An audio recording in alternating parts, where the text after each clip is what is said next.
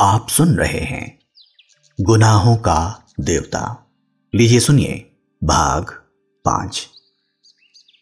एक गमकदे की शाम, मन उदास, तबीयत उचटी सी, सितारों की रोशनी फीकी लग रही थी। मार्च की शुरुआत थी और फिर भी जाने शाम इतनी गर्म थी या सुधा को ही इतनी बेचैनी लग रही थी। पहले वह जाकर सामने के लॉन में बैठी, लेकिन सामने के मौलसरी के पेड़ों में छोटी छोटी गौरैयों ने मिलकर इतना जोर से चहचहाना शुरू किया कि उसकी तबीयत घबरा उठी। वह इस वक्त एकांत चाहती थी और सबसे बढ़कर सन्नाटा चाहती थी, जहां कोई ना बोले, कोई बात ना करे, सभी खामोशी में डूबे हुए हों। वह उठकर टहलने लगी और जब लगा कि पैरों में ताकत ही नहीं रही तो फिर लेट गई हरी हरी घास पर। मंगलवार की शाम थी और अभी तक पापा नहीं आए थे। आना तो दूर, पापा या चंदर के हाथ के एक पुर्जे के लिए तरस गई थी। किसी ने यह भी नहीं लिखा कि वे लोग कहां रह गए हैं या कब तक आएंगे। किसी को भी सुधा का ख्याल नहीं। शनिवार या इतवार को तो वह हर रोज खाना खाते वक्त रोई। चाय पीना तो उसने उसी दिन से छोड़ दिया था और सोमवार को सुबह पापा नहीं आए तो वह इतना फूट फूट कर रोई कि महाराजिन को सिंकती हुई रोटियां छोड़कर चूल्हे की आंच निकालकर सुधा को समझाने आना पड़ा। और सुधा की रुलाई देखकर तो महाराजिन के हाथ पांव ढीले हो गए थे। उसकी सारी डांट हवा हो गई थी और वह सुधा का मुंह ही मुंह देखती थी। कल से कॉलेज भी नहीं गई थी और दोनों दिन इंतजार करती रही कि कहीं दोपहर को पापा ना आ जाएं। गेसू से भी 2 दिन से मुलाकात नहीं हुई थी, लेकिन मंगल को दोपहर तक जब कोई खबर ना आई तो उसकी घबराहट बेकाबू हो गई। इस वक्त उसने बिसरिया से कोई भी बात नहीं की।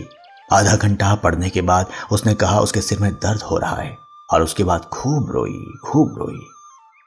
उसके बाद उठी, चाय पी, मुंह हाथ धोया और सामने के लॉन में टहलने लगी और फिर लेट गई हरी हरी घास पर। बड़ी ही उदास शाम थी और क्षितिज की लाली के होंठ भी स्याह पड़ गए थे। बादल सांस रोके पड़े थे और खामोश सितारे टिमटिमा रहे थे। बगुलों की धुंधली धुंधली कतारें पर मारती हुई गुजर रही थी। सुधा ने एक लंबी सांस लेकर सोचा कि अगर वह चिड़िया होती तो एक क्षण में उड़कर जहां चाहती वहां की खबर ले आती। पापा इस वक्त घूमने गए होंगे। चंदर अपने दोस्तों की टोली में बैठा रंगरलियां कर रहा होगा। वहां भी दोस्त बना लिए होंगे उसने। बड़ा बातूनी है चंदर और बड़ा मीठे स्वभाव का। आज तक किसी से सुधा ने उसकी बुराई नहीं सुनी। सभी उसको प्यार करते थे, यहां तक कि महाराजिन जो सुधा को हमेशा डांटती रहती थी, चंदर का हमेशा पक्ष लेती थी और सुधा हर एक से पूछ लेती थी कि चंदर के बारे में उसकी क्या राय है। लेकिन सब लोग जितनी चंदर की तारीफ करते वह उतना अच्छा उसे नहीं समझती थी। आदमी की परख तब होती है जब दिन रात बढ़ते। चंदर उसका ऊन कभी नहीं ला कर देता था। बादामी रंग का रेशम मंगाओ तो केसरिया रंग का ला देता था। इतने नक्शे बनाता रहता था और सुधा ने हमेशा उससे कहा कि मेजपोश की कोई डिजाइन बना दो, तो उसने कभी नहीं बनाई। एक बार सुधा ने बहुत अच्छी वायल कानपुर से मंगवाई और चंदर ने कहा, लाओ ये बहुत अच्छी है, इस पर हम किनारे की डिजाइन बना देंगे। और उसके बाद उसने उसमें तमाम पान जैसा जाने क्या बना दिया और जब सुधा ने पूछा ये क्या है तो बोला लंका का नक्शा है। जब सुधा बिगड़ी तो बोला लड़कियों के हृदय में रावण से मेघनाथ तक करोड़ों राक्षसों का वास होता है, इसलिए उनकी पोशाक में लंका का नक्शा ज्यादा सुशोभित होता है। मारे गुस्से के सुधा ने वह धोती अपनी मालिन को दे डाली थी। ये सब बातें तो किसी को मालूम नहीं। उनके सामने तो जरा सा कपूर साहब हंस दिए, 4 मजाक की बातें कर दी, छोटे मोटे उनके काम कर दिए, मीठी बातें कर ली और सब समझे कपूर साहब तो बिल्कुल गुलाब के फूल हैं। लेकिन कपूर साहब एक तीखे कांटे हैं जो दिन रात सुधा के मन में चुभते रहते हैं। ये तो दुनिया को नहीं मालूम। दुनिया क्या जाने कि सुधा कितनी परेशान रहती है चंदर की आदतों से। अगर दुनिया को मालूम हो जाए तो कोई चंदर की जरा भी तारीफ ना करे, सब सुधा को ही ज्यादा अच्छा कहे। लेकिन सुधा कभी किसी से कुछ नहीं कहती, मगर आज उसका मन हो रहा था कि किसी से चंदर की जी भरकर बुराई कर ले तो उसका मन बहुत हल्का हो जाए। चलो बेटिया रानी, तई खाए ले फिर भीतर लेटो, अब बहन लेटे का वक्त नहीं आवा। सहसा महाराजिन ने आकर सुधा के स्वप्न श्रृंखला तोड़ते हुए कहा, अब हम नहीं खाएंगे, भूख नहीं। सुधा ने अपने सुनहले सपनों में ही डूबी हुई बेहोश आवाज में जवाब दिया, खाए लो बिटिया, खाए पिए छोड़े से कसस काम चली, आओ उठो। महाराजिन ने बड़े दुलार से कहा। सुधा पीछा छूटने की कोई आशा न देखकर उठ गई और चल दी खाने। कौर उठाते ही उसकी आंख में आंसू छलक आए, लेकिन अपने को रोक लिया उसने। दूसरों के सामने अपने को बहुत शांत रखना आता था उसे। 2 कौर खाने के बाद वह महाराजिन से बोली, आज कोई चिट्ठी तो नहीं आई? नहीं बिटिया, आज तो दिन भर घरे में रहे हो। महाराजिन ने पराठे उलटते हुए जवाब दिया, काहे बिटिया, बाबूजी कुछ नहीं लिखीन तो छोटे बाबू तो लिख देते। अरे महाराजिन, यही तो हमारी जान का रोना है। हम चाहे रो रो कर मर जाए, मगर न पापा को ख्याल न पापा के शिष्य को। और चंदर तो ऐसे खराब है कि हम क्या करें। ऐसे स्वार्थी हैं, अपने मतलब की है कि बस सुबह शाम आए और हम या पापा ना मिले तो आफत ढा देंगे। बहुत घूमने लगी हो तुम, बहुत बाहर कदम निकल गया है तुम्हारा।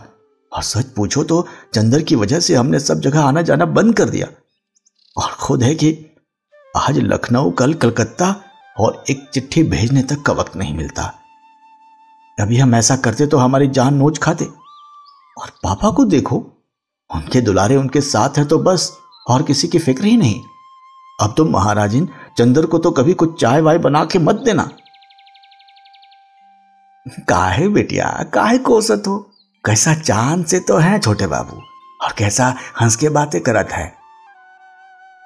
माई कहा जाने कैसे हिया पड़ा कि उन्हें अलग कह देस। बेचारा होटल में जाने कैसी रोटी खात हुई। उन्हें हिया ही बुलाओ ले तो अपने हाथ के खिलाए के 2 महीना माए मोटा के दई। हमें तो उसे ज्यादा उसकी ममता लागत है। बीबी जी, बाहर एक मैम पूछत है, यहाँ कोनो डॉक्टर रहते हैं? हम कहा नहीं, यहाँ तो बाबूजी रहते हैं, तो कहते कि नहीं, यही मकान है। मालिक ने सहसा आकर बहुत स्वतंत्र स्वरों में कहा,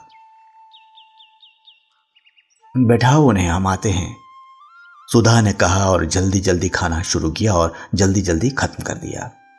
बाहर जाकर उसने देखा तो नील कांटे के झाड़ से टिकी हुई एक बाइसिकल रखी थी और एक ईसाई लड़की लॉन पर टहल रही है। होगी करीब 24-25 बरस की, लेकिन बहुत अच्छी लग रही थी। कहिए, आप किसे पूछ रही हैं? सुधा ने अंग्रेजी में पूछा। मैं डॉक्टर शुक्ला से मिलने आई हूं, उसने शुद्ध हिंदुस्तानी में कहा। वे तो बाहर गए हैं और कब आएंगे कुछ पता नहीं। कोई खास काम है आपको? सुधा ने पूछा। नहीं, यूं ही मिलने आ गई। आप उनकी लड़की हैं? उसने साइकिल उठाते हुए कहा। जी हाँ, लेकिन अपना नाम तो बताती जाइए। मेरा नाम कोई महत्वपूर्ण नहीं, मैं उनसे मिल लूंगी। और हाँ, आप उसे जानती हैं, मिस्टर कपूर को? हाँ, आप पम्मी हैं मिस डिक्रूज। सुधा को एकदम ख्याल आ गया। आइए आइए, हम आपको ऐसे नहीं जाने देंगे, चलिए बैठिए। सुधा ने बड़ी बेतकल्लुफी से उसकी साइकिल पकड़ ली। अच्छा अच्छा, चलो, कहकर पम्मी जाकर ड्राइंग रूम में बैठ गई। मिस्टर कपूर रहते कहाँ हैं? पम्मी ने बैठने से पहले पूछा। रहते तो वो चौक में हैं, लेकिन आजकल तो वे भी पापा के साथ बाहर गए हैं। वे तो आपकी एक दिन बहुत तारीफ कर रहे थे, बहुत तारीफ। इतनी तारीफ किसी लड़की की करते तो हमने नहीं सुना। सचमुच? पम्मी का चेहरा लाल हो गया। वे बहुत अच्छे हैं, बहुत अच्छे हैं। थोड़ी देर पम्मी चुप रही, फिर बोली, क्या बताया था उन्होंने हमारे बारे में? ओह तमाम।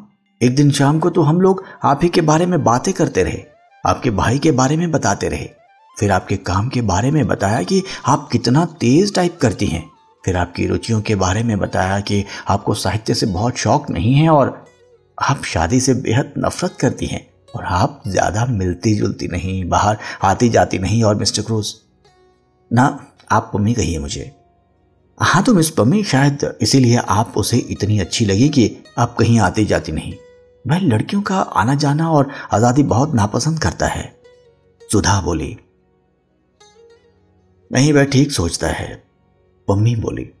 मैं शादी और तलाक के बाद इसी नतीजे पर पहुंची हूं कि 14 बरस से 34 बरस तक लड़कियों को बहुत शासन में रखना चाहिए। पम्मी ने गंभीरता से कहा। एक ईसाई मैम के मुंह से यह बात सुनकर सुधा दंग रह गई। क्यों? उसने पूछा। इसलिए कि इस उम्र में लड़कियां बहुत नादान होती हैं और जो कोई भी चार मीठी बातें करता है तो लड़कियां समझती है कि इससे ज्यादा प्यार उन्हें कोई नहीं करता, और इस उम्र में जो कोई भी ऐसा ऐरा गहरा उनके संसर्ग में आ जाता है उसे भी प्यार का देवता समझने लगती है, और नतीजा ये होता है कि वैसे जाल में फंस जाती है कि जिंदगी भर उससे छुटकारा नहीं मिलता। मेरा तो यह विचार है कि या तो लड़कियां 34 बरस के बाद शादियां करें जब वे अच्छा बुरा समझने के लायक हो जाएं, नहीं तो मुझे तो हिंदुओं का कायदा सबसे ज्यादा पसंद आता है कि 14 वर्ष के पहले ही लड़की की शादी कर दी जाए और उसके बाद उसका संसर्ग उसी आदमी से रहे जिससे उसे जिंदगी भर निभाह करना है, और अपने विकास क्रम से दोनों ही एक दूसरे को समझते चले। लेकिन यह तो सबसे भद्दा तरीका है कि 14 और 34 बरस के बीच में लड़की की शादी हो या उसे आजादी दी जाए। मैंने तो स्वयं अपने ऊपर बंधन बांध लिए थे। तुम्हारी तो शादी अभी नहीं हुई? नहीं। बहुत ठीक, तुम 34 बरस के पहले शादी मत करना। अच्छा हाँ, और क्या बताया चंदन ने मेरे बारे में? और तो कुछ खास नहीं। हाँ, ये कह रहा था आपको चाय और सिगरेट बहुत अच्छी लगती है। ओह देखिए, मैं भूल ही गई, लीजिए सिगरेट मंगवाती हूं। और सुधा ने घंटी बजाई। रहने दीजिए, मैं सिगरेट छोड़ रही हूं। क्यों? इसलिए कि कपूर को अच्छा नहीं लगता, और अब वह मेरा दोस्त बन गया है और दोस्ती में एक दूसरे से निभाह ही करना पड़ता है। उसने आपसे यह नहीं बताया कि मैंने उसे दोस्त मान लिया है? मम्मी ने पूछा। जी हाँ, बताया था। अच्छा तो चाय लीजिएगा? हाँ हाँ, चाय मंगवा लीजिए। आपका कपूर से क्या संबंध है? पम्मी ने पूछा। कुछ नहीं, मुझसे भला क्या संबंध होगा उनका? जब दिखे तब बिगड़ते रहते हैं मुझ पर, और बाहर गए हैं और आज तक कोई खत नहीं भेजा। ये कहीं संबंध है? नहीं, मेरा मतलब आप उनसे घनिष्ठ हैं? हाँ, कभी भी छिपाते तो नहीं मुझसे कुछ। क्यों? तब तो ठीक है, सच्चे दिल के आदमी मालूम पड़ते हैं। आप तो ये बता सकती हैं कि उन्हें क्या क्या चीजें पसंद है। हाँ, उन्हें कविता पसंद है। बस कविता के बारे में बात न कीजिए, कविता सुना दीजिए उन्हें, या कविता की किताब दे दीजिए उन्हें। और उनको सुबह घूमना पसंद है, रात को गंगा जी की सैर करना पसंद है, सिनेमा तो बेहद पसंद है, और क्या, चाय की पत्ती का हलवा पसंद है। ये क्या होता है? मेरा मतलब बिना दूध की चाय उन्हें पसंद है। अच्छा। देखिए, आप सोचेंगे कि मैं इस तरह से मिस्टर कपूर के बारे में पूछ रही हूं जैसे मैं कोई जासूस हूं, लेकिन असल बात मैं आपको बता दूं। मैं पिछले 2-3 साल से अकेली रहती रही, किसी से भी नहीं मिलती जुलती थी। उस दिन मिस्टर कपूर गए तो पता नहीं क्यों मुझ पर प्रभाव पड़ा। उनको देखकर ऐसा लगा कि यह आदमी है जिसमें दिल की सच्चाई है, जो आदमियों में बिल्कुल नहीं होती। तभी मैंने सोचा इनसे दोस्ती कर लूं। लेकिन चूंकि एक बार दोस्ती करके विवाह और विवाह के बाद अलगाव में भोग चुकी हूं, इसलिए इनके बारे में पूरी जांच पड़ताल कर लेना चाहती हूं। लेकिन दोस्त तो अब बना ही चुकी हूं। चाय आ गई थी और पम्मी ने सुधा के प्याले में चाय डाली। ना, मैं तो अभी खाना खा चुकी हूं, सुधा बोली। पम्मी ने 2-3 चुस्कियों के बाद कहा, आपके बारे में चंदन ने मुझसे कहा था। कहा होगा, सुधा मुंह बिगाड़ कर बोली। मेरी बुराई कर रहे होंगे और क्या। पम्मी चाय के प्याले से उठते हुए धुएं को देखती हुई अपने ही ख्याल में डूबी थी। थोड़ी देर बाद बोली, मेरा अनुमान गलत नहीं होता। मैंने कपूर को देखते ही समझ लिया था कि यही मेरे लिए उपयुक्त मित्र हैं।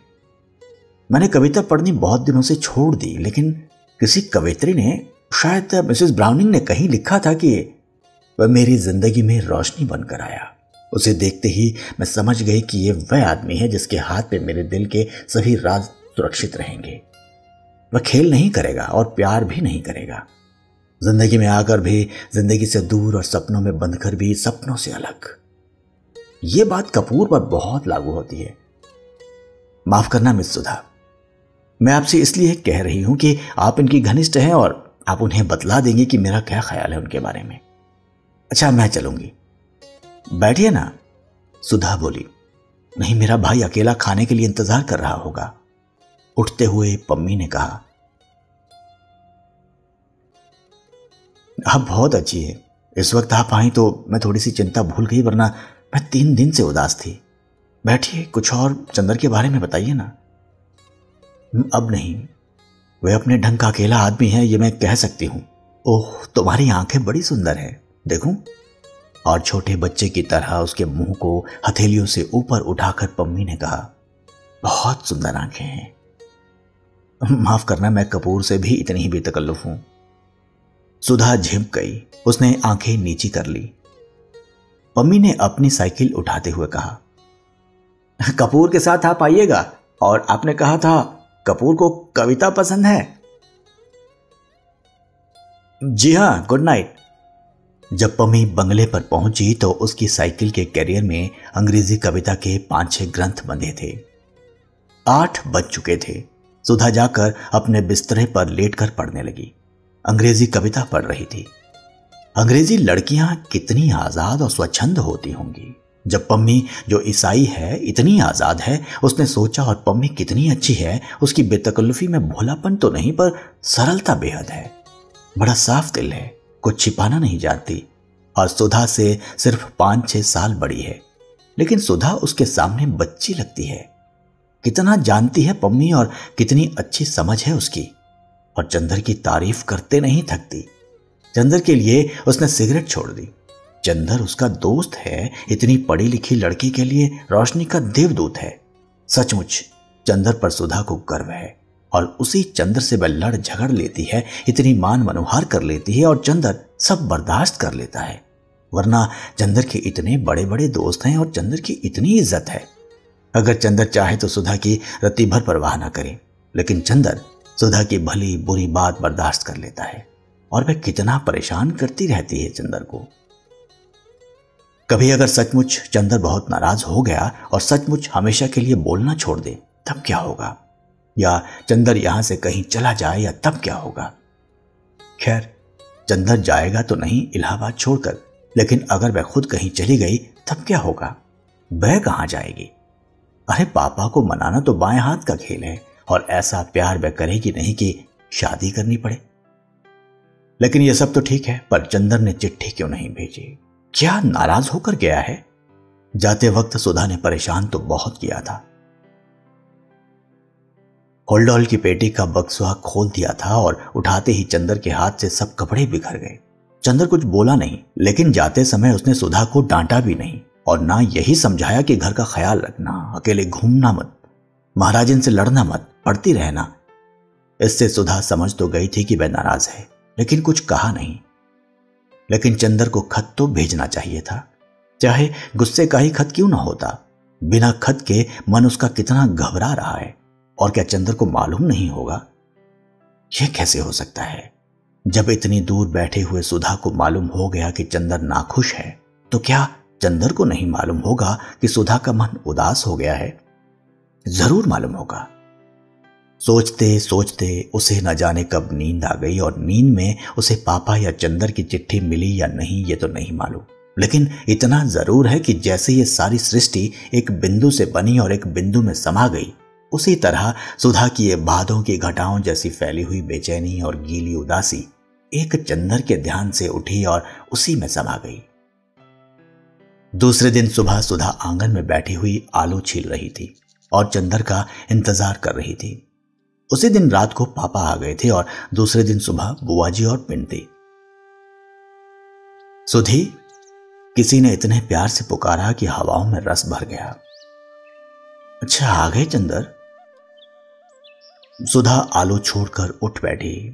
क्या लाए हमारे लिए लखनऊ से? बहुत कुछ सुधा। क्या है सुधा? सहसा कमरे में से कोई बोला। चंदर है, सुधा ने कहा। चंदर बुआ आ गई और कमरे से बुआ जी बाहर आई।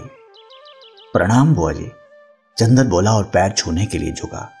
हाँ, बुआ जी 3 कदम पीछे हट गई। देखते ने हम पूजा की धोती पहने, इके है सुधा? सुधा ने बुआ की बात का कुछ जवाब नहीं दिया। चंदर चलो अपने कमरे में, यहां बुआ पूजा करेंगी। चंदर अलग हटा। बुआ ने हाथ के पंचपात्र से वहां पानी छिड़का और जमीन फूंकने लगी। सुधा बिनती को भेज दे। बुआ जी ने धूपदानी में महाराजन से कोयला लेते हुए कहा। सुधा अपने कमरे में पहुंचकर चंदर को खाट पर बिठाकर नीचे बैठ गई। अरे ऊपर बैठो। नहीं, हम यहीं ठीक है, कहकर वह बैठ गई और चंदर की पैंट पर पेंसिल से लकीरें खींचने लगी। अरे ये क्या कर रही हो? चंदर ने पैर उठाते हुए कहा। तो तुमने इतने दिन क्यों लगाए? सुधा ने दूसरे पांचे पर पेंसिल लगाते हुए कहा। अरे बड़ी आफत में फंस गए थे सुधा। लखनऊ से हम लोग गए बरेली, वहां एक उत्सव में हम लोग भी गए और एक मिनिस्टर भी पहुंचे। कुछ सोशलिस्ट, कम्युनिस्ट और मजदूरों ने विरोध प्रदर्शन किया। फिर तो पुलिस वालों और मजदूरों में जमकर लड़ाई हुई। वह तो कहो एक बेचारा सोशलिस्ट लड़का था, कैलाश मिश्रा, उसने हम लोगों की जान बचाई, वरना पापा और हम दोनों ही अस्पताल में होते। अच्छा, पापा ने हमें कुछ नहीं बताया, सुधा घबरा कर बोली और बड़ी देर तक बरेली, उपद्रव और कैलाश मिश्रा की बात करती रही। अरे ये बाहर गा कौन रहा है? चंदर ने सहसा पूछा। बाहर कोई गाता हुआ आ रहा था। आंचल में क्यों बांध लिया मुझ परदेसी का प्यार, आंचल में क्यों। और चंदर को देखते ही उस लड़की ने चौंक कर कहा, अरे। क्षण भर स्तब्ध और फिर शर्म से लाल होकर भागी बाहर। अरे भागती क्यों है, यही तो है चंदर, सुधा ने कहा। लड़की बाहर रुक गई और गर्दन हिलाकर इशारे से कहा, मैं नहीं आऊंगी, मुझे शर्म लगती है। अरे चलिए, देखो हम अभी पकड़ लाते हैं, बड़ी झक्की है ये, कहकर सुधा उठे। वह फिर भागी। सुधा पीछे पीछे भागी। थोड़ी देर बाद सुधा अंदर आई तो सुधा के हाथ में उस लड़की की चोटी और वह बेचारी बुरी तरह अस्त व्यस्त थी। दांत से अपने आंचल का छोर दबाए हुए थी। बाल की 3-4 लटें मुंह पर झुक रही थी और लाज के मारे सिमटी जा रही थी, और आंखें थी कि मुस्काए या रोए ये तय नहीं कर पा रही थी। देखो चंदर, देखो, सुधा हाँफ रही थी। यही है बिनती मोटकी कहेंगी, इतनी मोटी है कि दम निकल गया हमारा। सुधा बुरी तरह हाँफ रही थी। चंदर ने देखा बेचारी की बुरी हालत थी। मोटी तो बहुत नहीं थी, पर हां, गांव की तंदुरुस्ती थी। लाल चेहरा, जिसे शर्म ने तो दूना बना दिया था। एक हाथ से अपनी चोटी पकड़े थी, दूसरे से अपने कपड़े ठीक कर रही थी और दांत से आंचल पकड़े। छोड़ दो उसे। ये क्या है सुधा, बड़ी जंगली हो तुम, चंदर ने डांट कर कहा। जंगली मैं हूं या ये? चोटी छोड़कर सुधा बोली। ये देखो, दांत काट लिया इसने। सचमुच सुधा के कंधे पर दांत के निशान बने हुए थे। चंदर इस संभावना पर बेतहाशा हंसने लगा कि इतनी बड़ी लड़की दांत काट सकती है। क्यों जी, इतनी बड़ी हो गई और दांत काटती हो? उसकी हंसी रुक नहीं रही थी। सचमुच ये तो बड़े मजे की लड़की है। विनती है इसका नाम। क्यों रे, महुआ बीनती थी क्या वहां, जो बुआ जी ने विनती नाम रखा है? वह पल्ला ठीक से ओढ़ चुकी थी, बोली नमस्ते। चंदर और सुधा दोनों हंस पड़े। अब इतनी देर बाद याद आई। चंदर और भी हंसने लगा। बिनती, अरे बिनती, बुआ की आवाज आई। बिनती ने सुधा की ओर देखा और चली गई। और कहो सुधी, चंदर बोला, क्या हाल चल रहा यहां? फिर भी एक चिट्ठी भी तो नहीं लिखी तुमने, सुधा बड़ी शिकायत के स्वर में बोली। हमें रोज रुलाई आती थी। और तुम्हारी वो आई थी? हमारी वो? चंदर ने चौंक कर पूछा। अरे हां, तुम्हारी पम्मी रानी। अच्छा, वो आई थी, क्या बात हुई? कुछ नहीं, तुम्हारी तस्वीर देख देख कर रो रही थी, सुधा ने उंगलियां नचाते हुए कहा। मेरी तस्वीर देखकर? अच्छा, और थी कहां मेरी तस्वीर? अब तुम तो बहस करने लगे। हम कोई वकील हैं? तुम कोई नई बात बताओ, सुधा बोली। हम तो तुम्हें बहुत बहुत बात बताएंगे, पूरी कहानी है। इतने में बिनती आई। उसके हाथ में एक तस्तरी थी और एक गिलास। तस्तरी में कुछ मिठाई थी और गिलास में शरबत। उसने लाकर तस्तरी चंदर के सामने रख दी। ना भाई, हम नहीं खाएंगे, चंदर ने इनकार किया। बिनती ने सुधा की ओर देखा। खा लो, लगे नखरा करने। लखनऊ से आ रहे हैं ना, तकल्लुफ ना करें तो मालूम कैसे हो, सुधा ने मुंह चिढ़ाते हुए कहा। चंदर मुस्कुराकर खाने लगा। दीदी के कहने पर खाने लगे आप? बिंती ने अपने हाथ की अंगूठी की ओर देखते हुए कहा। चंदर हंस दिया, कुछ बोला नहीं। बिंती चली गई। बड़ी अच्छी लड़की मालूम पड़ती है ये, चंदर बोला। बहुत प्यारी है और पढ़ने में हमारी तरह नहीं है, बहुत तेज है। अच्छा, तुम्हारी पढ़ाई कैसी चल रही है? मास्टर साहब बहुत अच्छा पढ़ाते हैं। और चंदर, अब हम खूब बात करते हैं उनसे दुनिया भर की, और वे बस हमेशा से नीचे के रहते हैं। एक दिन पढ़ते वक्त हम गरी पास में रखकर खाते गए, उन्हें मालूम ही नहीं हुआ। उनसे एक दिन कविता सुनवा दो, सुधा बोली। चंदर ने कुछ जवाब नहीं दिया और डॉक्टर साहब के कमरे में जाकर किताबें उलटने लगा। इतने में बुआ जी का तेज स्वर आया। हमें मालूम होता कि मुंह झौसी हमके ऐसी नाच नचई है तो हम पैदा होते गला घोंट देत। अरे राम, आकाश से पर उठाए हैं के घंटे से नरियात गटई फट गई। ई बोलते नाही जैसे सांप सूंघ गवा है। प्रोफेसर शुक्ला के घर में वह नया सांस्कृतिक तत्व था। कितनी शालीनता और शिष्टता से वे रहते थे। कभी इस तरह की भाषा भी उनके घर में सुनने को मिलेगी, इसकी चंदर को जरा भी उम्मीद न थी। चंदर चौंक कर उधर देखने लगा। डॉक्टर शुक्ला समझ गए। कुछ लज्जित से और मुस्कुराकर ग्लानि छिपाते हुए से बोले, मेरी विधवा बहन है, कल गांव से आई है लड़की को पहुंचाने। उसके बाद कुछ पटकने का स्वर आया, शायद किसी बर्तन के। इतने में सुधा आई, गुस्से से लाल। सुना पापा, तुमने बुआ बिंती को मार डालेगी। क्या हुआ आखिर? डॉक्टर शुक्ला ने पूछा। कुछ नहीं, बिंती ने पूजा का पंचपात्र उठाकर ठाकुर जी के सिंहासन के पीछे रख दिया था। उन्हें दिखाई नहीं पड़ा तो गुस्सा बिंती पर उतार रही है। इतने में फिर उनकी आवाज आई, पैदा करते वक्त बहुत अच्छा लग रहा, पालत वक्त टह बोल गए। मर गए रहो तो आपन संतानों अपने साथ ले जाते हो। हमारे बूंद पर यह हत्या काहे डाल गए हो? ऐसी कुलच्छनी है कि पैदा होते ही बाप को खाई गई। सुना पापा तुमने? चलो हम चलते हैं, डॉक्टर शुक्ला ने कहा। सुधा वहीं रह गई। चंदर से बोली, ऐसा बुरा स्वभाव है बुआ का कि बस बिंती ऐसी है कि इतना बर्दाश्त कर लेती है। बुआ ने ठाकुर जी का सिंहासन साफ करते हुए कहा, रोवत काहे हो? कौन तुम्हारे माँ बाप को गरियावा है कि ही हंसुआ ढरकाए रही हो? ये सब चोंचला अपने ओ को दिखाओ जाए के। 2 महीना और है, अब बहन से उद्यान ही न जाओ। अब अभद्रता सीमा पार कर चुकी थी। बिंती चलो कमरे के अंदर, हटो सामने से, डॉक्टर शुक्ला ने डांट कर कहा। अब यह चरखा बंद होगा या नहीं? कुछ शर्म हया है या नहीं है तुम्हें? बिंती सिसकते हुए अंदर गई। स्टडी रूम में देखा कि चंदर है तो उल्टे पांव लौट आई सुधा के कमरे में और फूट फूट कर रोने लगी। डॉक्टर शुक्ला लौट आए। अब हम ये सब करें कि अपना काम करें। अच्छा, कल से घर में महाभारत मचा रखा है। कब जाएंगी ये सुधा? कल जाएंगी। पापा, अब बिंती को कभी मत भेजना इनके पास, सुधा ने गुस्से भरे स्वर में कहा। अच्छा जाओ, हमारा खाना परसो।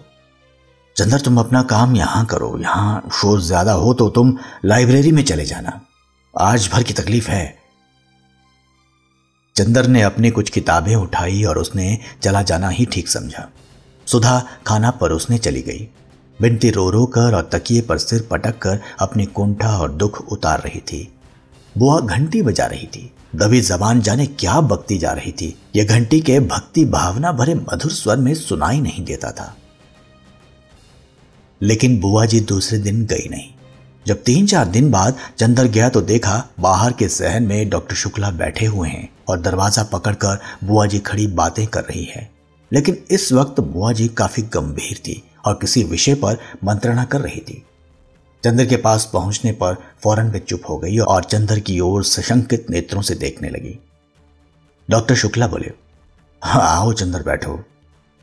चंदर बगल की कुर्सी खींचकर बैठ गया तो डॉक्टर साहब बुआ जी से बोले, हाँ बात करो। अरे ये तो घर के आदमी हैं, इनके बारे में सुधा ने नहीं बताया तुम्हें? ये चंदर है, हमारे शिष्य, बहुत अच्छा लड़का है। अच्छा भैया बैठो, तू तो एक दिन और आए रहो, बीए में पढ़त हो सुधा के संगे। नहीं बुआ जी, मैं रिसर्च कर रहा हूं। वाह, बहुत खुशी भई तो को देख के। हाँ तो सुकुल, वह अपने भाई से बोली। फिर यही ठीक हुई, विनती का ब्याह टाल दे और अगर ये लड़का ठीक हुई जाए तो सुधा का ब्याह आषाढ़ भर में निपटाई दे। अब अच्छा नहीं लागत। ठूंठ ऐसी बिटिया सोनी मांग लिए छर्राब करत है इहर ओहर। बुआ बोली। हाँ ये तो ठीक है। डॉक्टर शुक्ला बोले, मैं खुद सुधा का ब्याह टालना नहीं चाहता। बीए तक की शिक्षा काफी है, वरना फिर हमारी जाति में तो लड़के नहीं मिलते। लेकिन ये जो लड़का तुम बता रही हो तो घर वाले कुछ ऐतराज तो नहीं करेंगे? और फिर लड़का तो हमें अच्छा लगा, लेकिन घर वाले पता नहीं कैसे हों। अरे तो घर वालन से कहा करेगा है तो को? लड़का तो अलग है, अपने आप पढ़ रहा है, और लड़की अलग रही। न सास का डर न ननद की धौंस। हम पन्नी मंगवाई देते हैं, मिलवाई ले। डॉक्टर शुक्ला ने स्वीकृति में सिर हिला दिया। तो फिर विनती के बारे में कहा कहत हो? अगहन तक टाल दिया जाए ना? बुआ जी ने पूछा। हाँ हाँ, शुक्ला ने विचार में डूबे हुए कहा। तो फिर तुम ही इन जूता पिटाऊ बड़ नक्कू से कह दियो आगे कल से हमारी छाती पर मूंग दलत है। बुआ जी ने चंदर की ओर किसी को निर्देशित करते हुए कहा और चली गई। चंदर चुपचाप बैठा था, जाने क्या सोच रहा था। शायद कुछ भी नहीं सोच रहा था, मगर फिर भी अपनी विचार शून्यता में ही खोया हुआ सा था। जब डॉक्टर शुक्ला उसकी ओर मुड़े और कहा, चंदर, तो वह एकदम से चौंक गया और जाने किस दुनिया से लौट आया। डॉक्टर साहब ने कहा, अरे तुम्हारी तबीयत खराब है क्या? नहीं तो। एक फीकी हंसी हंसकर चंदर ने कहा, तो मेहनत बहुत कर रहे होंगे। कितने अध्याय लिखे अपनी थीसिस के? अब मार्च खत्म हो रहा है और पूरा अप्रैल तुम्हें थीसिस टाइप कराने में लगेगा, और मई में हर हालत में जमा हो जानी चाहिए। जी हां, बड़े थके स्वर में चंदर ने कहा। 10 अध्याय हो ही गए हैं, 3 अध्याय और होने हैं और अनुक्रमणिका बनानी है। अप्रैल के पहले सप्ताह तक खत्म हो ही जाएगी। अब सिवा थीसिस के और करना ही क्या है?